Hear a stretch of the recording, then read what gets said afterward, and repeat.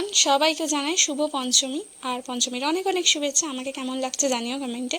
আর তারপরে আজকে কোচিংয়ের কিছু বন্ধুরা মিলে আর বড়রা মিলে এসেছিলাম ঘুরতে।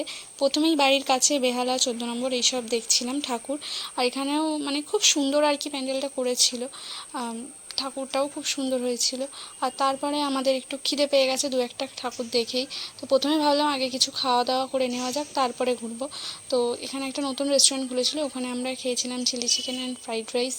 আর পুজোর সময় কী খাবো বলো, আর বৃষ্টি বৃষ্টি মানে প্রথমেই দু একবার বৃষ্টিও পড়ে গেছিলো। তো বৃষ্টি যতই পড়ুক, ঘোরা কি আর বন্ধ করা যায় বলো।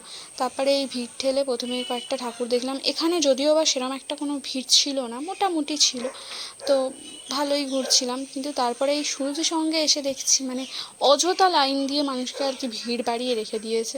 এদিকে মানে অতটাও ভেতরে কোনো ভিড় ছিল না। তারপরে দেখছি এখানে কি সুন্দর একটা মানে গাছটা এরম ভেতর দিয়ে ঢুকেছে, আর দেয়ালে খুব সুন্দর ডিজাইনও করা ছিল।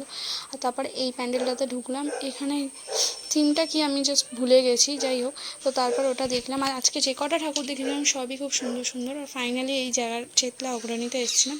দেখা হবে নেক্সট ভিডিওতে। টাটা।